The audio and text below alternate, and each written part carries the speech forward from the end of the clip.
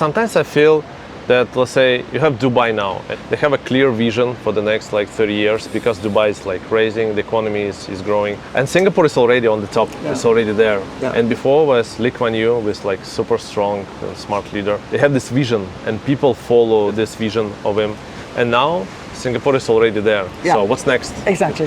Exactly. And I think this is the point that I'm saying about the challenges for the government are that much more subtle going forward, because up to now, up till relatively recently, it was quite clear what Singapore needed to do, particularly in the early days of independence. Yeah, it needed to build its economy and all those other things that I mentioned before. And now it's got there, it's done it. And now what? How do you maintain people's motivation, people's love of the country and all those kind of things? As I say, I think part of that, at least, it would be to give people the opportunity to contribute to the future, to the discussion on the future. Yeah. What do you think the biggest challenges for Singapore in the future? Yeah, I think remaining relevant, really, as a very small country. There's obviously competition in the region. I mean, especially after COVID. Yeah. Because before it was people, let's say expats, really wanted to be in the places like Singapore or Hong Kong. Yeah. But when COVID happened, people realized, they can be in Bali, they can be in Thailand, they can be in KL, cheaper, kind of not the same quality of life, but cheaper nature and stuff, and working remotely. I talked to some friends, they do business here and F&B business, and they see that some negative trends because there are less people who want to spend time and money in Singapore compared to, I'd rather go to Phuket, spend money there. Yeah.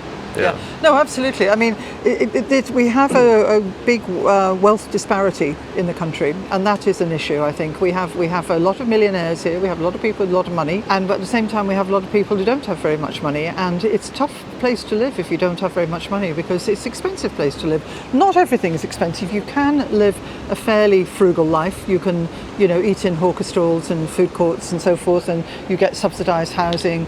Most people own their own homes here, which is a great thing. The government has been very supportive of people of high home ownership. So it's not like everything. The public transport is excellent. You don't have to have a car here. There are many. You can lead a simpler, more frugal life, but still overall, unfortunately, the wealth disparity does seem to be growing here, and I think that's something that Singapore really again has to think about, because that's not good in a developed country to have that kind of wealth disparity. Yeah, I mean, even tourism, which I work in that sphere, is affected by this. People will only come to Singapore sometimes for a limited amount of time because it's expensive to stay here. It's expensive, hotels are expensive and so forth. So you have to think about those kinds of things. You don't want to price yourself out of the market, basically. Yeah, so I think that's one of the challenges for the future. And as I said before, also, you've mentioned F&B. The huge challenges here for people running F&B, particularly the service industries, because of lack of staff.